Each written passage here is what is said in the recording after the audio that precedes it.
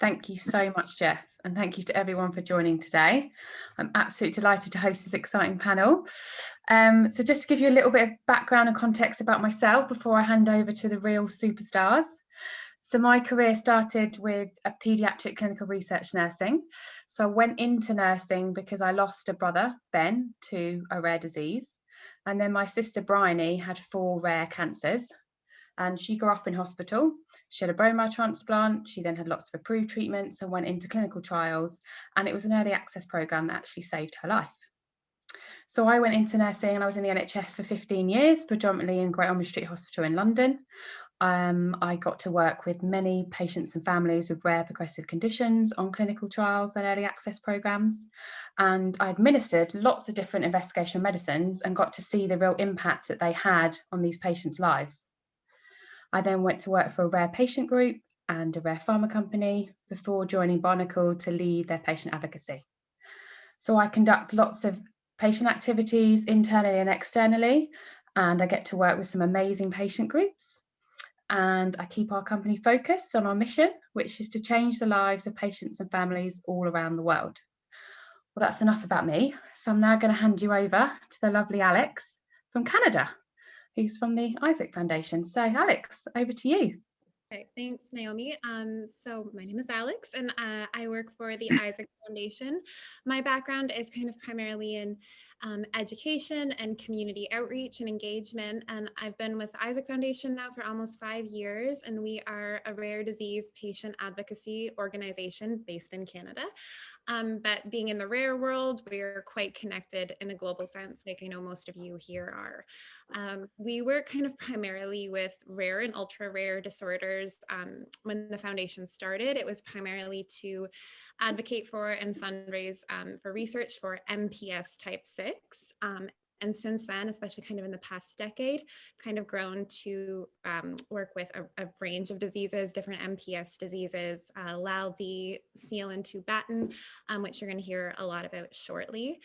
And yeah, like many of the organizations here today, we do, a range of different things: patient education, kind of individualized patient support, fundraisers to support research. We currently have 3 projects in clinical trial or heading into clinical trial.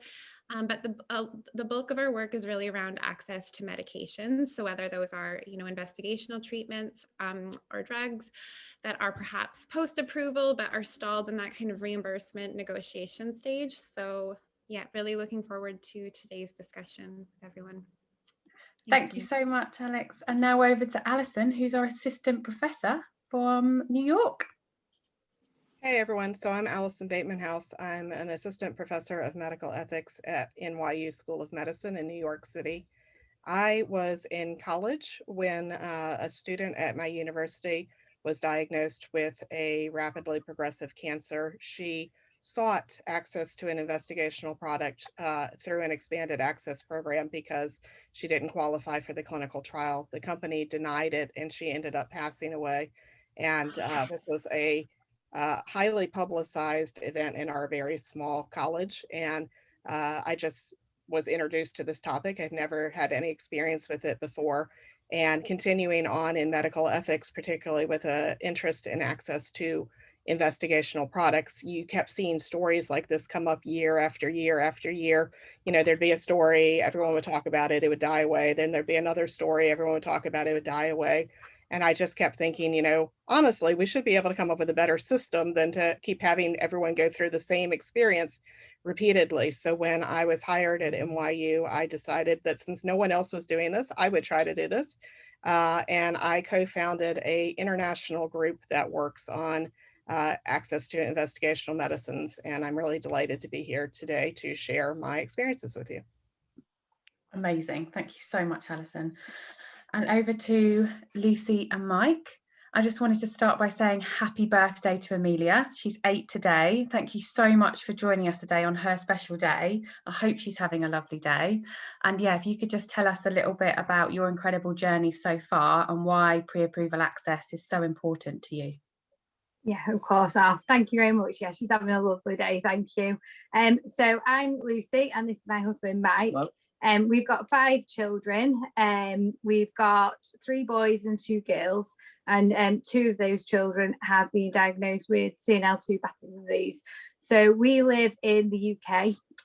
Ollie and Amelia, who've got CNL2 Batten disease. Ollie's 10 and Amelia is 8. And they were both diagnosed in 2015. And at the time of diagnosis, we were actually told that there was no treatment and no cure. And we were basically in the hospital room, and we were given an A5 piece of paper, and we were told to go home and basically enjoy the time that we have left with our children. CNL2 Batten disease is a neurodegenerative condition where children are born completely healthy until their age of about 2 to 3, when symptoms start to occur. They lose all their abilities, so the ability to walk, the ability to talk, to see, to swallow, and they suffer from movement disorders and seizures. Their life expectancy is between 6 and 12 years. So you can imagine we were completely devastated to learn that there was nothing out there that could help our children. Yeah, so as Lucy said, from the diagnosis we received, we got told that there was no treatment, there was nothing going on, nothing in the world that was going on, just to enjoy your children. So obviously devastating. We go home, let it sink in, and then after so many days, the research began. We started to research into other things. We found the patient organisation for Batten's disease in the UK. We called them, and they told us that there is a trial ongoing for Batten's disease CNL2, and we should contact the professor at Great Ormond Street.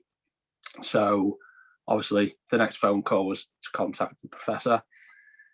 I can remember a phone call like it was yesterday, asking him what can he do for our children. There was a real desperate, anxious sort of feeling inside, because from being told that we were going to lose our children, you felt that we were going to lose them then. So we had to really act quick. So yes, I spoke to the professor, and he unfortunately told me that all the places for the clinical trial had been taken up, and he couldn't get our children onto it. He couldn't help the children at the time, and obviously that was devastating. And then moving on from that, we contacted the drugs company for that were doing the clinical trial. Now, we didn't know anything about compassionate use or compassionate use programs. Obviously, we were real novices in the medical field. Well, we're still novices, really, in medical fields. I think you know quite a lot now. We just know a little bit about CNL2. So, yes, we found out about compassionate use programs, and we found that out through the patient organisation and the trust company that we were in contact with. And we were trying to get our children onto a compassionate use program, and we were trying to act very quick on this. So, cutting it a sort of a very long story short, because it was a very long journey, a very rocky journey, if I'm honest. Mike, sorry, before you go on, so from Yes. diagnosis to obviously being told that there's no treatment, go home and make memories, to actually finding out that wasn't true and there was a trial, but then being told, just to recap, that they weren't eligible, but then there was a compassionate use treatment option and that they could potentially get onto that. How long was that time? Is that a few months, a year? How long was that time from? No, the time was around 18 months. Wow, 18 months. So obviously, as you can appreciate, with a neurodegenerative disorder that's very rapid, things change quite quickly without a treatment. So we continue to fight and try and get the children onto this medicine, because we were finding out data from the patient organisation that the drug was working. It was all good data that was coming through. Wow. So yeah, loads of phone calls with pharmaceutical company, and they decided, should I say, to call a meeting in Paris. And thankfully, we were able to go to that meeting with the patient organisation and talk to the drugs company, as well as some other parents from other countries, and give our views and our story about the children. It was a very emotional time, if I'm honest. And after that, they did grant that they were going to open a compassionate use programme.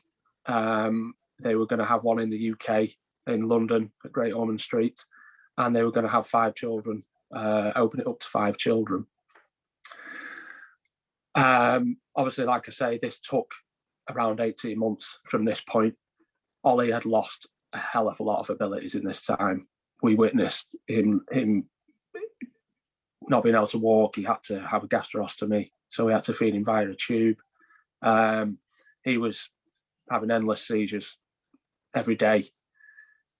So yeah, in that time frame, it was very, very difficult. And what was also very difficult is, I'll just touch on it, that in other countries, when the drugs company granted the compassionate use, the other companies were up and running within 8 to 10 weeks. So sorry, Mike, so that was other countries. So in the UK, you had to wait, but in other countries, you knew children that were getting access, but you guys had to wait. Yeah, we had to wait, yeah. And weren't you told at the beginning that Amelia was too well and Ollie was too sick? Is that correct? Yeah, so it's part of the journey for the compassionate use.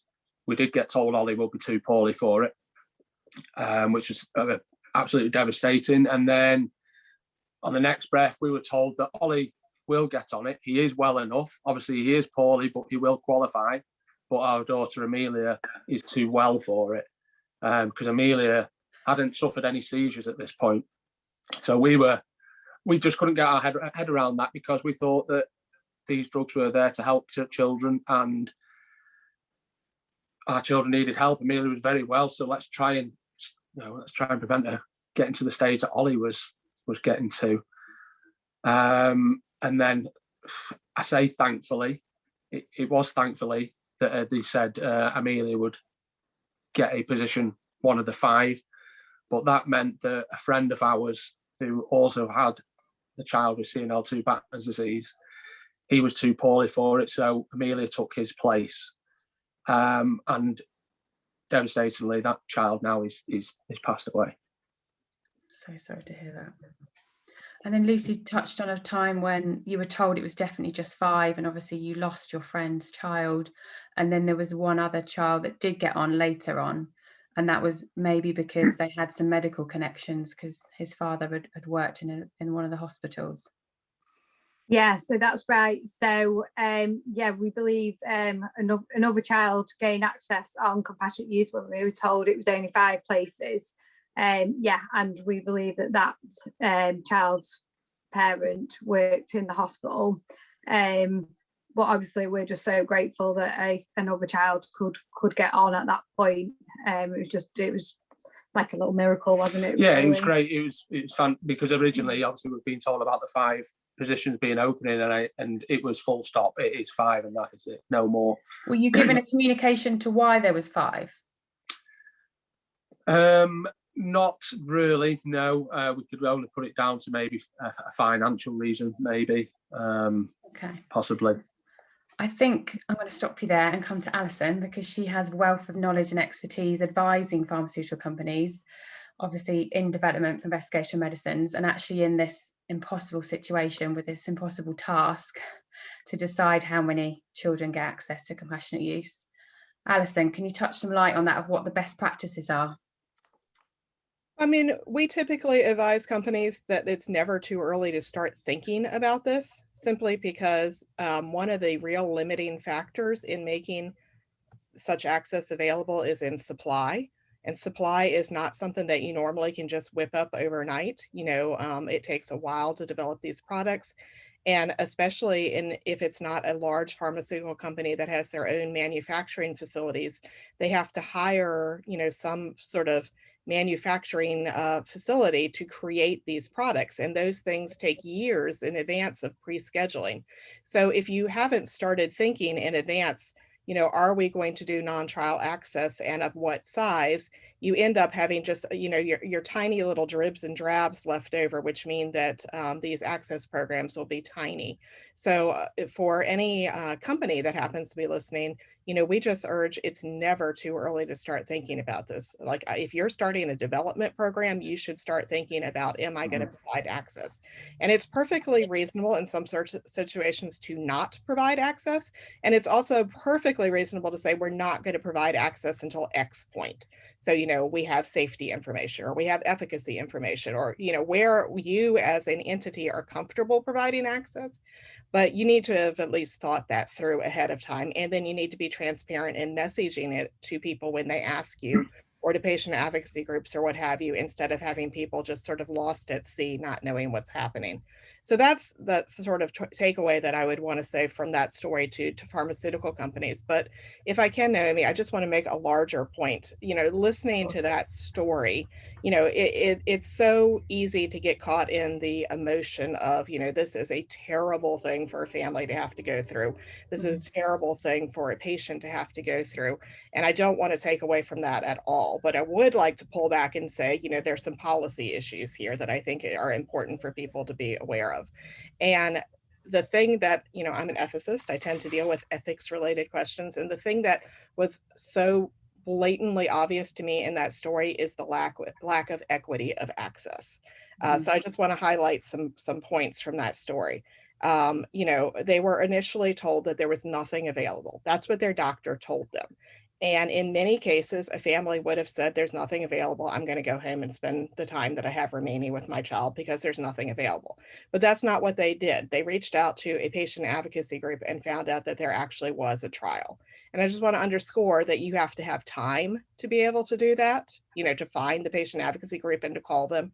You have to have some familiarity with just medicalese, or at least what's available out there. Think of, like someone who doesn't speak the language, someone who doesn't have internet access, someone who is, working 3 jobs to put food on the table. They're not going to be able to pursue this. So there's huge equity issues just in order of who even is able to make that next step. And we should not have parents or patients have to do that.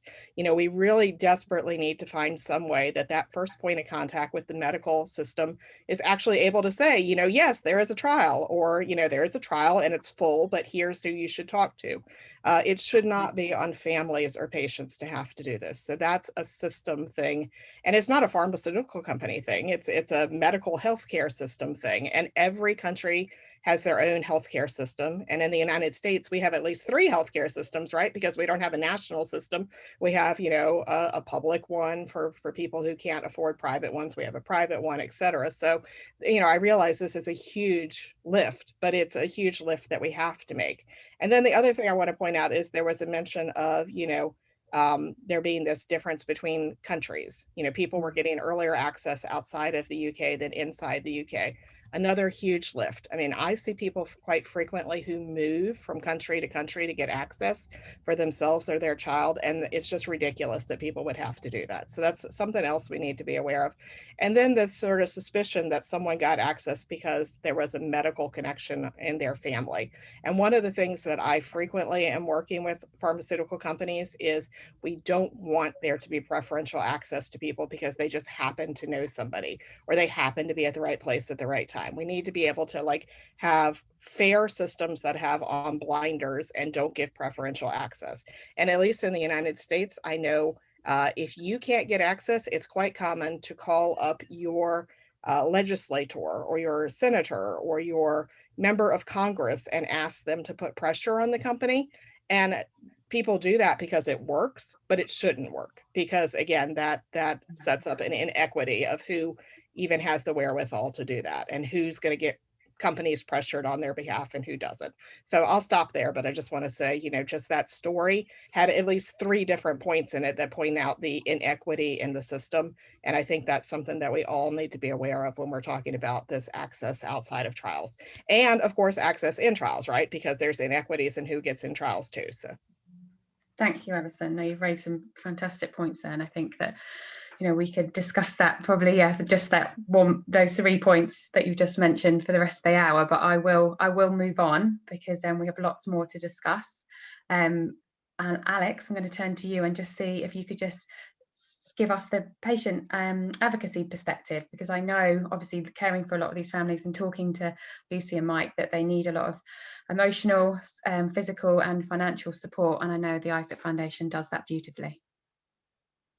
Well, and just, you know, I had read about Lucy and Mike's story before, and then obviously meeting with both of you, and it's heartbreaking how familiar your story is. Like, we've had the patients and families that we work with in Canada, I can't count how many times we've heard, you know, their physician told them to go home and enjoy their child. And then there's this delay in learning about other options or treatments or trials or things that are out there that, you know, you weren't necessarily connected with at the beginning.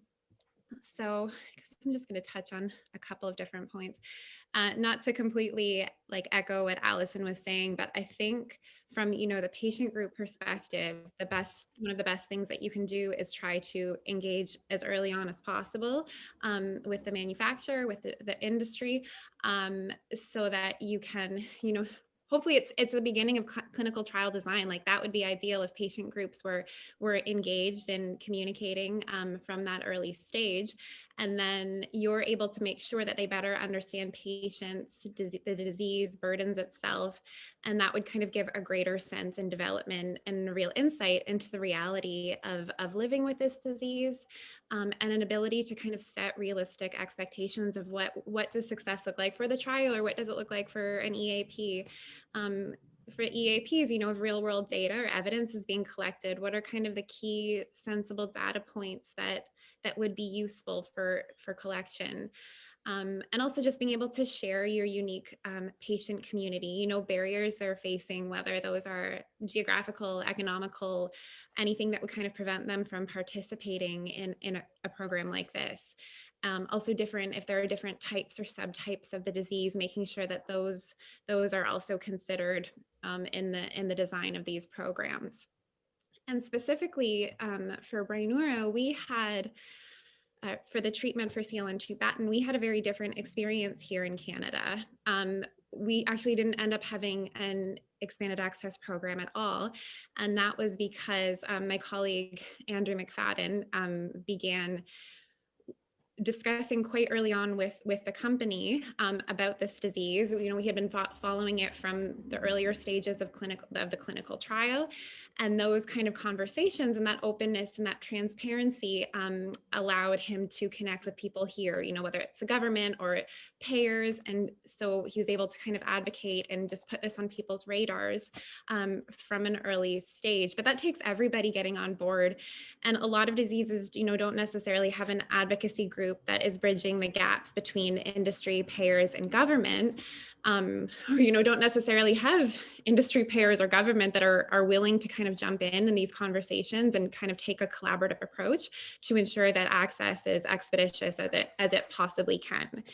And for us, you know, I mean, my colleague Andrew will be able to speak better to this, but I don't think it's ever gone as smoothly like this for us in the past. This wasn't, you know, this isn't how it usually goes, but it kind of really gave our organization, and I think, you know, payers and other people at the table, real insight into how the drug approval and reimbursement process can go. Like, it is possible for it to go smoother than it often goes, so that you're not like in this limbo where there's not, you know, this very small access program and all the uncertainty that kind of goes along with that. So thank you, Alex.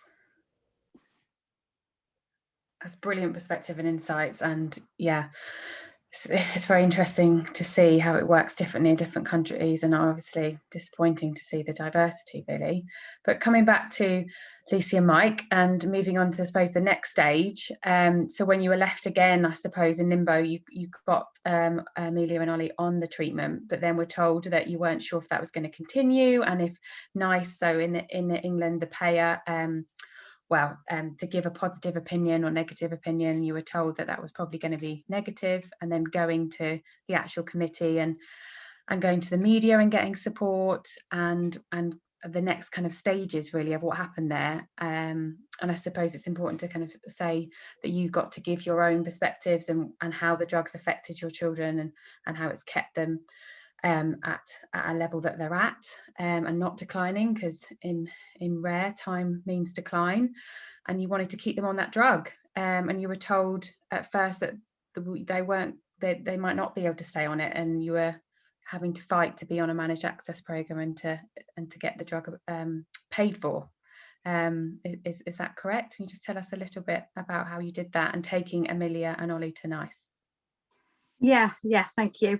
So we were really lucky, really, that we had the opportunity to be like patient representatives and patient advocates, really, on the NICE panel.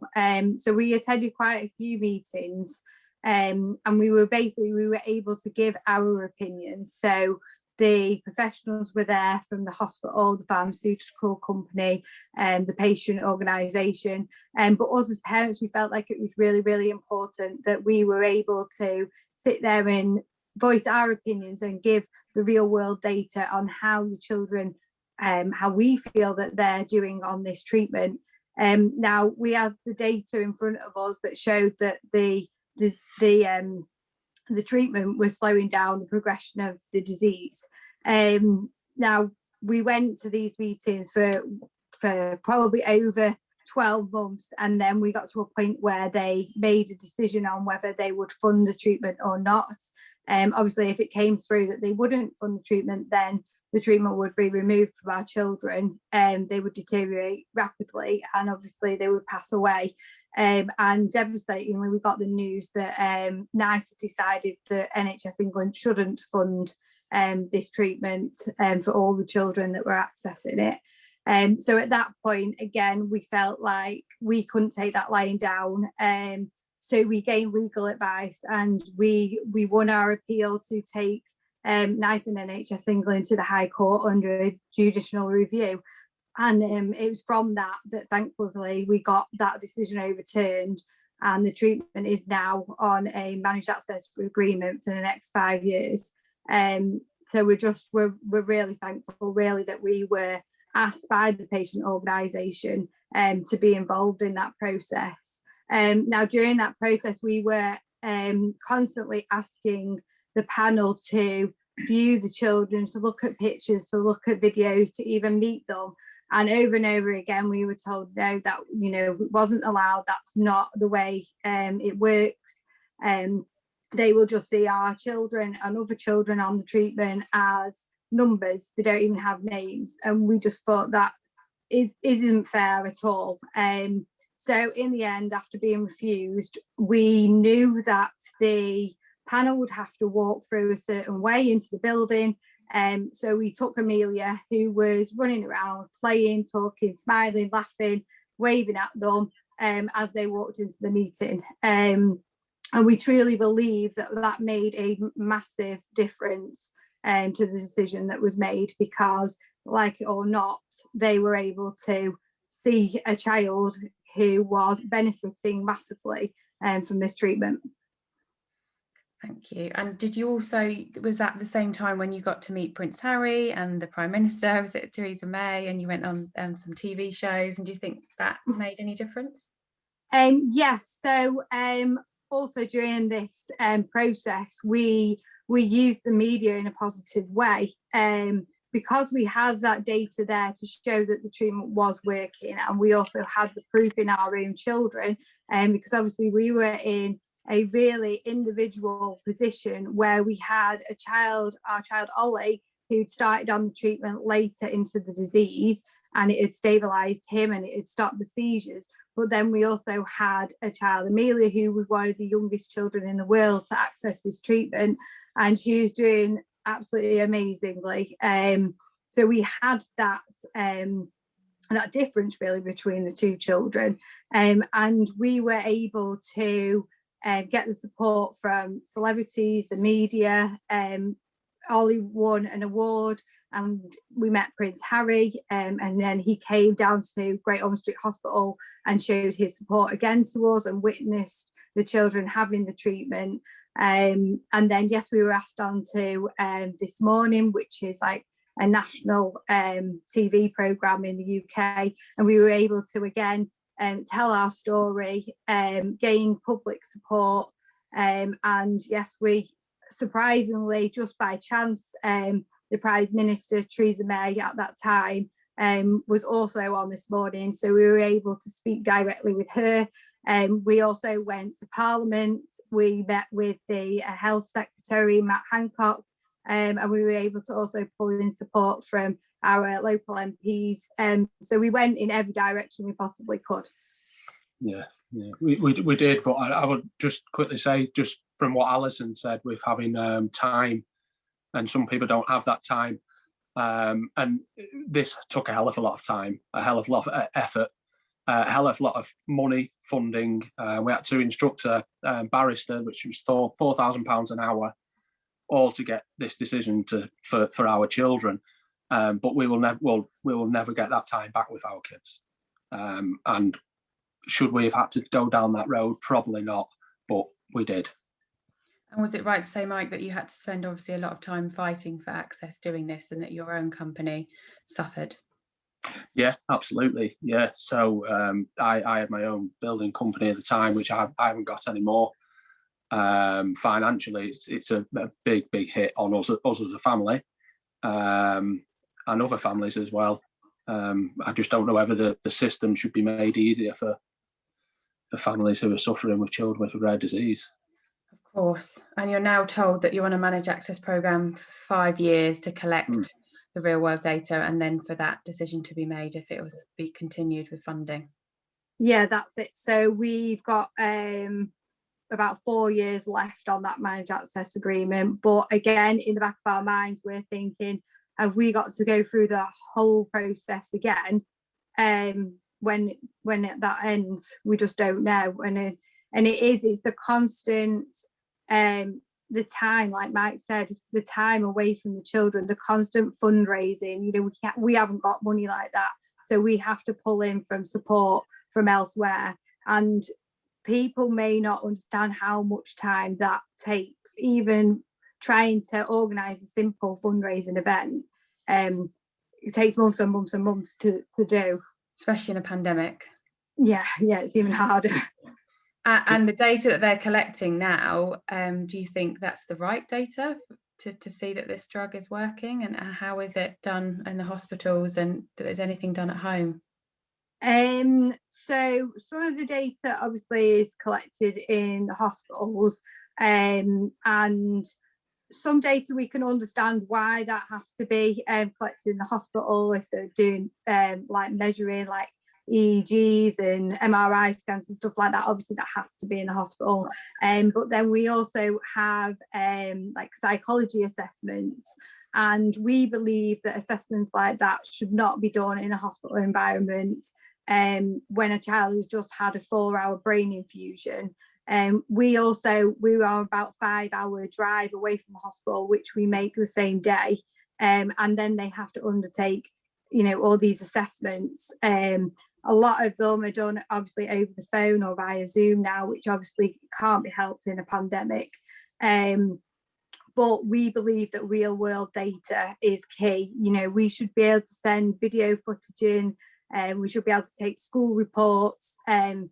There should be a psychologist that can go into school and observe, you know, the children playing.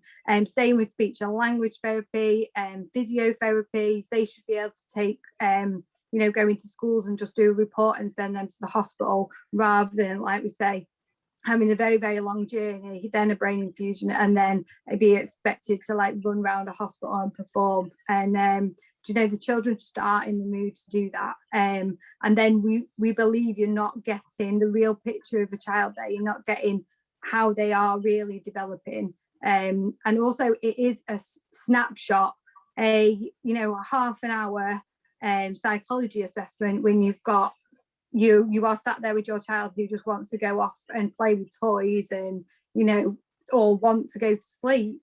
That's not the real child. Thank you, Lucy. Okay, I'm going to come to Alison because I'm sure there's lots of points that she can comment on that. starting back from the NICE committee. And I think it's interesting to see Alison's point of view of that, because I think it's an impossible task for the committee, and you're put in that situation often when you're on ethical boards. I actually want to talk about something else, if I can, for just a Yeah, second, which is the thing that really caught my attention in that response is the idea that Lucy and her family have an idea of how long they're in this managed access program. And that's really something that I try to hit for industry members as a best practice, because frequently patients or their families don't know to ask what they don't know to ask. And one of those things is sort of like, what's the timeline and what will I anticipate downstream? So I really encourage companies and clinicians and whoever to prepare people and to say, you're in this trial, and this trial is going to end in 2 years. And after the trial, we're either going to provide you access through a post-trial access program, or we're not going to provide you access through a post-trial access program, or in 12 months when we do a data readout, we will decide if we're going to give access, just to help people know what's coming, because frequently when you're focused on the here and now, you're not even thinking about what's going to happen, but then it comes and you're like, wow, I wasn't prepared for this. I didn't know. And the same thing with non-trial access. So fine, you're offering an expanded access program now. Is that going to be for the life of the child? Is that going to be until the drug comes to market? Is that going to be until there's a negotiated price? Or is that going to end at some point because we only made like a 3-year commitment? And I just think it's incredibly important to tell people up front so they know what their what their sort of trajectory of access is, and also to know, I need to be looking for other options because this is not a long-term solution. So I think that's the thing I wanted to hit on that. I guess the only other comment I will make is, hearing about how NICE had all the different stakeholders at the table. That's also one of the things that I point out as a best practice for everybody. And let me just give you an example. This is an approved drug, so I'm able to talk about it. There is a drug called Spinraza for spinal muscular atrophy. It is produced by a company called Biogen. It's been approved pretty much around the world at this point. But it's not available in all countries, right? So Biogen made a decision that we're going to seek approval to be able to sell our drug in certain countries, and there are other countries where we're just not going to. And so if you're in those countries, you either have no access, or you need to relocate to someplace. You need to move from, say, India to the UK where you can get access. Or in some circumstances, and for some companies, they might set up a humanitarian aid program and say, we're not going to bring this drug to market, but we're going to make it available to patients there who need it, typically for free, because it's not being sold. It's a humanitarian aid program. And I'm giving this just as an example of why it's important to have different opinions at the table, because I'm involved in this one humanitarian aid program where the company gives a small amount of drug for free, but only to a fraction of the patients who could actually use it in the country. And so then the question is, how do you decide, if you have 100 patients and drug for 5, how do you decide who those 5 are? And you could say, well, the fairest way is just to have a lottery. We're going to put all the names into the hat and we're going to pull out 5. And that's a way to do it. And actually, I'm okay with that, because I think it is actually fairer. But I mean, it's of course emotionally destroying to know your child's chances depend on a luck of a draw. But the other way to do it is to say, we're not going to do a random drawing. We're going to actually make a case-by-case decision. And that's where you really need to have people at the table, because you could say, we're just going to bring in a bunch of doctors and let them decide. And what doctors prioritize in terms of, well, this is how long we think the child will live, or we think the child might achieve some motor function or whatever, is quite frequently different from what parents prioritize. So, when I work with a company, I'm frequently saying, if hard choices have to be made, they have to be made. I mean, sometimes we can't ignore hard choices, but you can't just say, this person in this office behind closed doors is going to make them, or we're going to bring in a bunch of doctors and have them make them. You really owe it to your patient population to engage with people and say, we're going to have a dad at the table. We're going to have a mom at the table. We're going to have a patient at the table. We're going to have these outside perspectives because they have insight into things that is different from what we as a company or even as clinicians can provide. And it's going to enable us to make a more defensible decision, even if it is a tough decision, because tough decisions often have to be made. So I'll stop there. Thank you, Alison. And Alex, do you have anything else to add? Yeah, I suppose further to Alison's points about bringing in different perspectives and what's important to a patient family versus what's important to a clinician or a physician. Often have the example of the often much maligned 6-minute walk test as kind of a marker, right? And so, what looks like maybe a really marginal improvement on paper that would be negligible to perhaps a reviewer just looking at this. And I'm stealing my colleague's anecdote for this, but that's a huge difference to a family, because that means that child or that adult can maybe walk from their house to their car, and then that gives them the independence and the mobility to then go about their life and run their own errands or go to work or do whatever it is. So I think having those perspectives at the table is so important, and that's what I think this whole session also comes back to, is like collaboration and transparency. Kind of some of the things also that have been discussed here. If patient groups are in, obviously they're in communication with their patients, but with industry as well, and kind of a clear understanding and advocating for their patients in terms of what the EAP will look like. That communication then lets you properly educate and support patients. So at the Isaac Foundation, we hold an annual patient symposium. And so we're constantly updating our families as research progresses and, what programs are opening up. And that also allows us to set kind of realistic expectations in terms of whether there are supply issues, so there's only a certain number of spots, or there's eligibility criteria and things like that, and helping to communicate those timelines that Alison was saying, because I know that is even if you have 5 years on this managed access program, that is still a cloud over your head, and you're kind of counting down to that date that it finishes. And to have an understanding of those timelines and what happens when that finish date comes, like what happens then. And that's something that I think is really important for patient groups to help kind of not only advocate for, but communicate regularly with their patients and with kind of everybody at the table. And Naomi, can I just say one last thing that I should have added? So I've been sort of talking about, industry as opposed to patients, as two separate entities. But I think it's important to remember that those are not stark dividing lines, and that sometimes members of industry actually become the patients, or they have patients in their family. And so one of the things that I am, continuously urging people to say is your policy needs to be your policy for all patients. So if your CEO's son is diagnosed with this disorder, your access policy for your CEO's son or your CEO's wife or sister, whoever, need to be the same as your access policies for, the undifferentiated patients out there that you don't know. You cannot say we're not providing you access, or we're providing you access for 12 months and then just give it to your own child. So, I really do try to break down that divide between industry and patients, just to say, you never know who it is who's going to put in that request. It could be secretary, it could be, your sister. So I do try to break those divides down.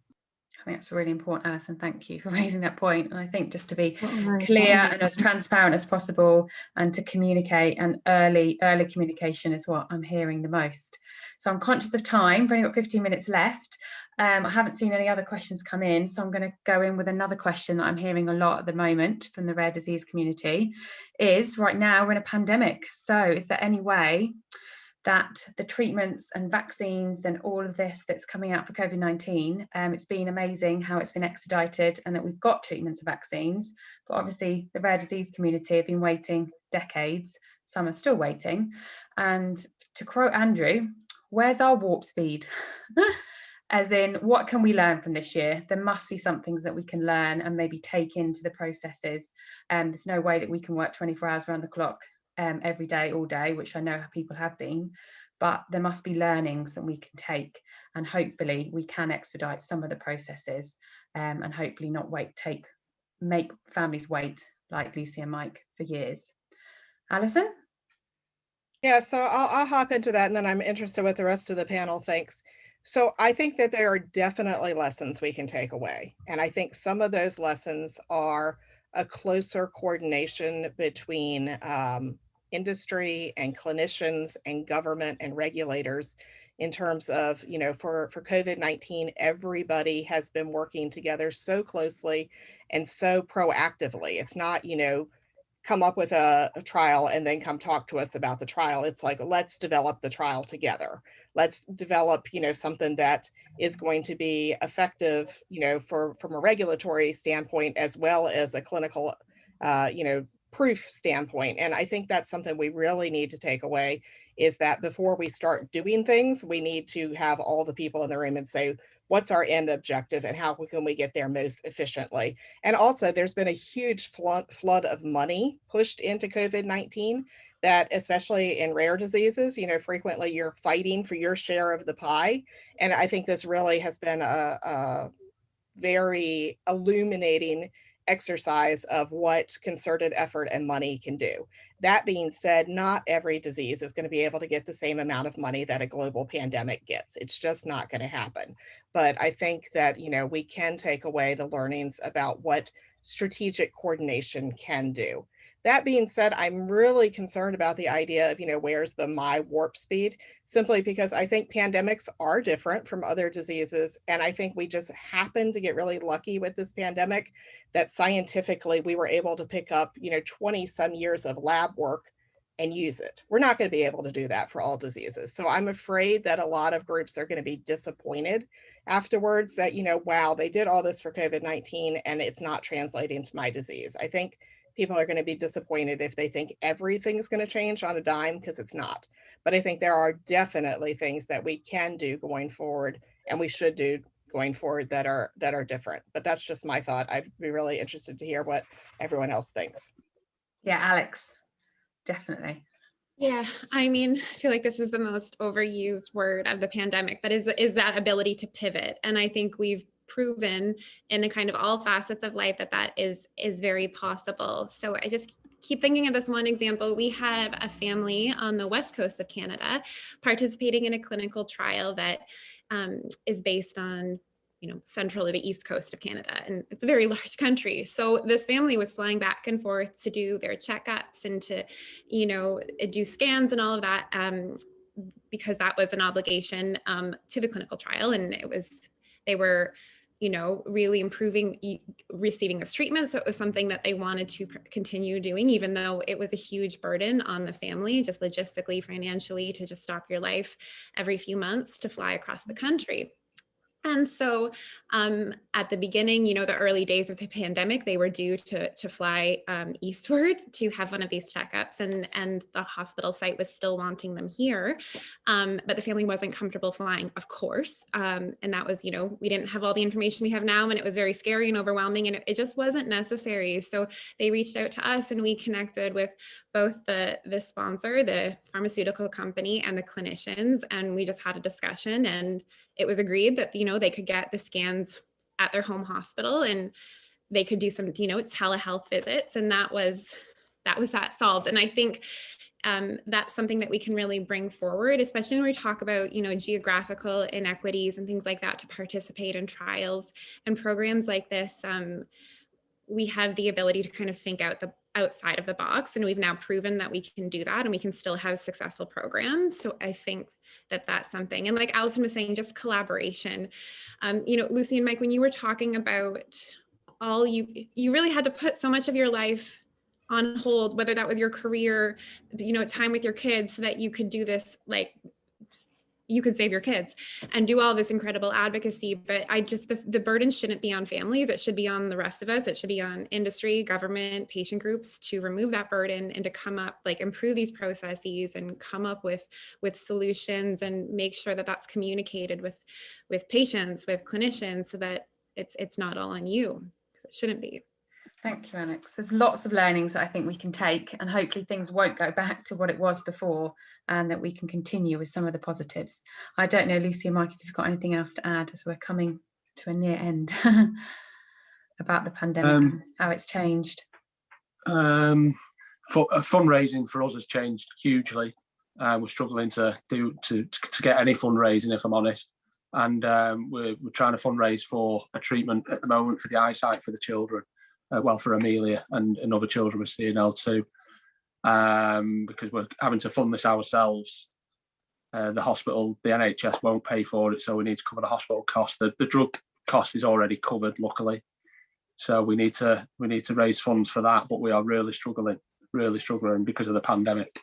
And you've been given a target, it's 250,000, is that correct? Yeah, it's a big amount of money. Yeah, that's right. And also we started fundraising in August, and we really need this money by about May, don't we? Time, hopefully. So it's a short period of time, and no one's allowed out their house to do anything. So everything we are doing is online, and it is just extremely hard, and again, time consuming.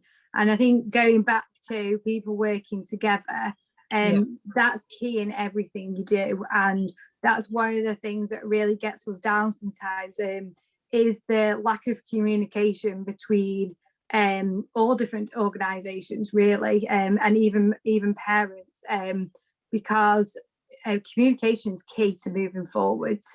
And if that's not there, then you're just going around in circles, and like it makes us feel like sometimes we're banging our heads against a brick wall, because information isn't being passed on. And then that again is putting more pressure on us as parents and taking more out of time away from our children and what we should be focusing on, really.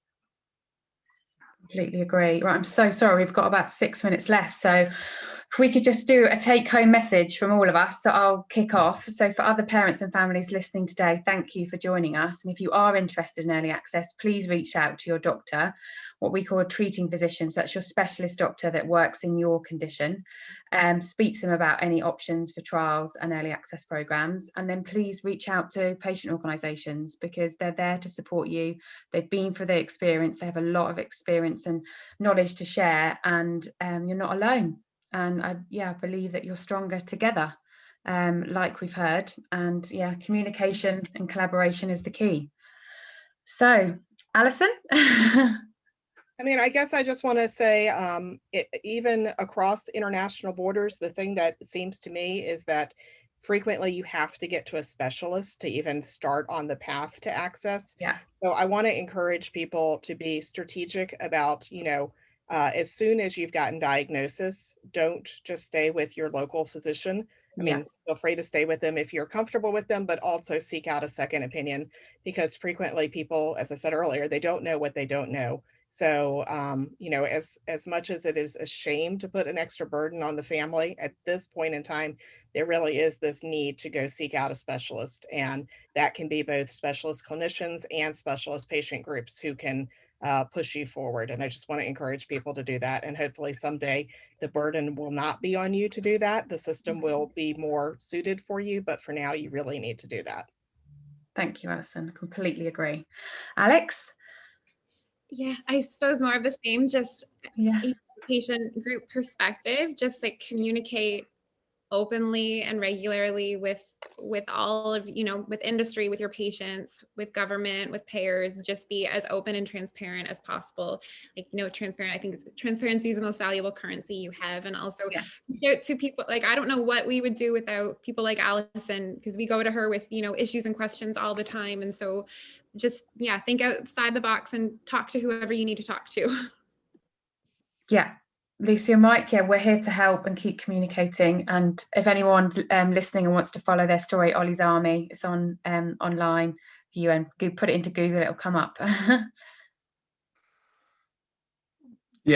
was just literally about to say the same thing as Alex just said. Think outside the box, 100%, because obviously listen to your doctors, listen to your clinicians, take everything on board, but also listen to your heart as well. If you don't think something's right, research it, fight for it. We've been told so many things that we shouldn't do. We shouldn't have took on the NHS because we won't win. You did. But we got somewhere. There was no treatment, but there was. Research as much as you can. And just obviously with rare diseases, you've got to fight, and you've got to fight till your last breath, unfortunately.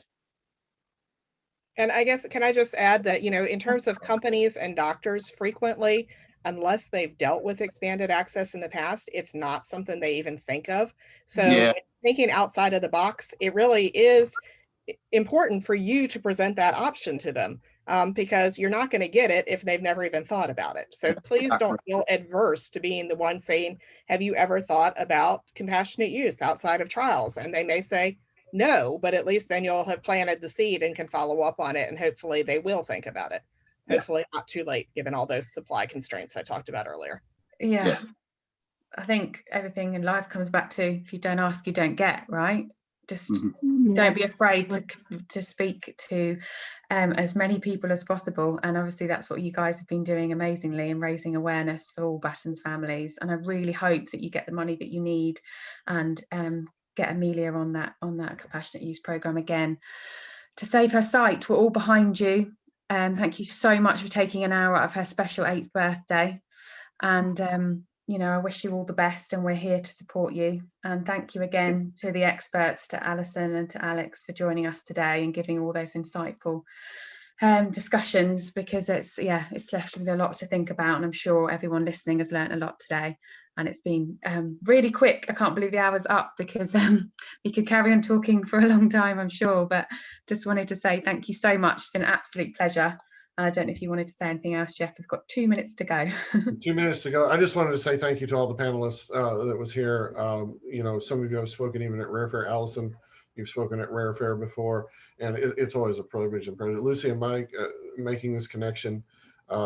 Through this connection through Battens, I actually made another that is now, I consider him a friend and a brother across the United States, in Christopher, whose son has Battens over there.